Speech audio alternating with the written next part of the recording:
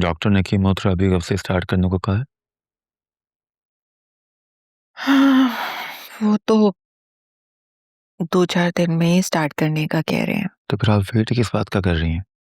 फरिया को कॉल कर रहे हैं, उसे अपनी तबीयत के बारे में बताएं। कैसे कॉल करके बताऊँ?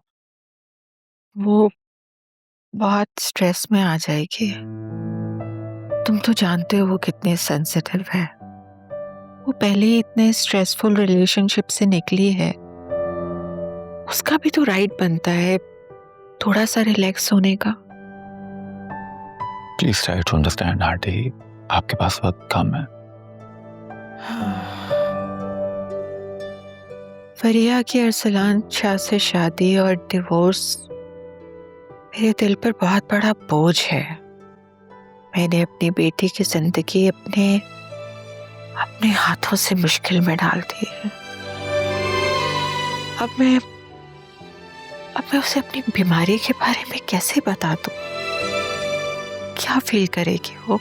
जब उसे ये मालूम होगा कि आपने अपनी बीमारी उससे छुपाई है तो उसे ज्यादा दुख होगा। किसी भी शख्स के लिए सबसे बेहतरीन तोहफा क्या होता है पता? सच। उसे सच बताएं। वो जानने का हक रखती है। बेटी है आपकी। मेरा ख्याल है कि वो 2-4 दिनों में वापस आ जाएगी। नहीं तो मैं फोन करके उसे बुला लूंगी। लेकिन मैं सच में तुम्हारा शुक्रिया अदा करना चाहती हूँ कि तुमने मेरा इतना ख्याल किया। हाँ, अगर तुम और फरिया एक दूसरे से शादी के लिए राजी हो जाते तो मैं बीमारी से नहीं, शायद खुशी से ही मर जाती। हम आपको कुछ भी नहीं होने देंगे। इंशाल्लाह आप बिल्कुल ठीक हो जाएंगे। और हाँ, मैंने जब भी शादी की ना, आपको उसमें डांस जरूर करना है। गाना मेरी पसंद का होगा। हाँ, क्यों नहीं, जरूर। लेकिन तुम पहले शादी के लिए तैयार तो हो।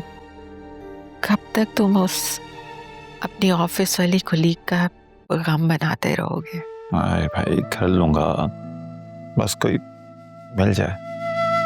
अरे तुम राजी तो हो जाओ, मैं शाम तक लड़कियों के प्रपोजल्स की लाइन लगा दूंगी।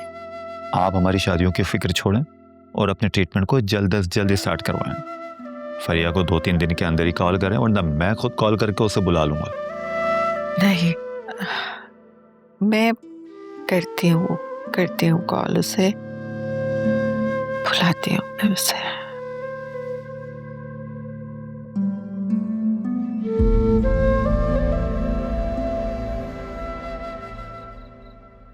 यानी कराची से इस होटल तक कोई है जो इसे हमारे पल पल की खबरें दे रहा है। वासे, आप किन सोचों में गुम हैं? क्या कहा तुम? मैंने पूछा है कि आपको क्या हुआ है? आप कहाँ खोए खोए हैं? लगता है हनीमून पर कुछ ज्यादा ही खर्चा हो गया आपका। ऐसी कोई बात नहीं है, मेरा सब कुछ अब तुम्हारा ही तो है। अगर ऐसा है तो फिर बताएं मुझे, कहाँ खोए खोए हैं आप? कोई खास बात नहीं है, बस अचानक से घर वालों की याद आ गई थी। हाँ तो फिर आप घर में कॉल कर लीजिए ना। वैसे भी आपकी मम्मी को बड़ा शिकवा रहता है कि आप उन्हें कॉल नहीं करते। हाँ ठीक कह रही हो तुम। मम्मी आज भी मुझे कह रही थी कि वहां जाके भूल गए हो मुझे। वैसे मैंने उनके लिए आज बहुत शॉपिंग की है, वो देखेंगी ना तो जरूर खुश होंगी और सारे गिले शिकवे दूर हो जाएंगे। हाउ स्वीट, तुम कितनी अच्छी हो ना, मेरे घर वालों का भी उतना ही ख्याल रखती हो। मैं तो बहुत अच्छी हूँ, लेकिन आप बिल्कुल भी अच्छी नहीं हैं। ऐसा भी क्या कर दिया मैंने? तुमसे वाकई बहुत प्यार करता हूँ। अगर आप सच में मुझसे प्यार करते हैं तो फिर मुझे बताएं, ऐसी कौन सी बात है जो आपको परेशान कर रही है? आप जब से यहाँ आए हैं मुझे सिर्फ परेशान नजर आ रहे हैं। ऐसा कुछ नहीं है, तुम औरतों की बस ओवर थिंकिंग करने की आदत होती है। हम औरतों की सिक्स सेंस बहुत तेज होती है, इसलिए हम ओवर थिंकिंग करती हैं। और जो बात दिल पर अटक जाए उस बात की तह तक पहुंच जाती हैं।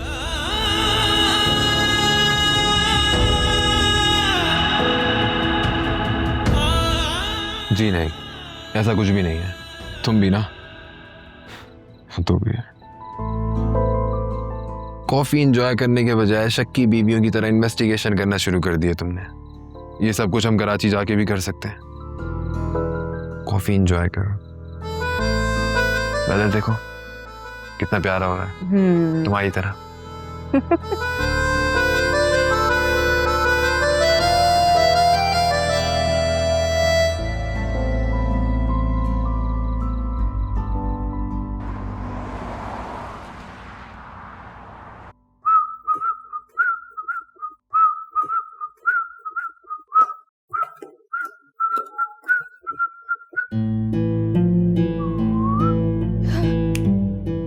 भाई शक्ल 12 क्यों बजे?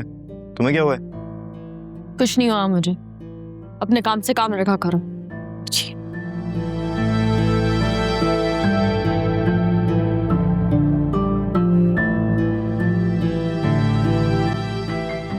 मम्मी ये जुनैरा को क्या हुआ?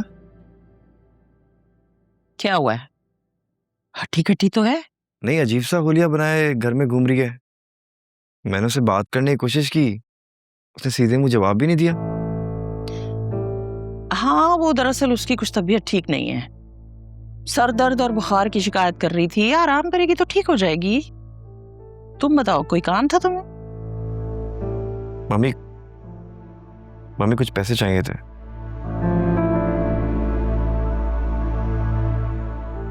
तुम एक काम करो ना, अपने बाबा से क्यों नहीं कह देते कि तुम्हें अपना क्रेडिट कार्ड ही दे दें वो? पहले कुछ कमाओ, फिर सारे शौक पूरे कर लेना। कितने पैसे चाहिए? मम्मी मुझे 4 मिलियन चाहिए। 4 मिलियन रुपए? तुम होश में तो हो? मम्मी मुझे अपना बिजनेस स्टार्ट करना है, पैडल कोर्ट खोलना है। लो भाई, टेनिस खेलने के लिए इतना बड़ा खर्चा? मम्मी आप नहीं जानती, आजकल बहुत इन है। लोग आजकल फ्री वक्त में शाम में पैडल खेलने आते हैं। लेकिन अकरम, 40 लाख रुपए एक बहुत बड़ी रकम है।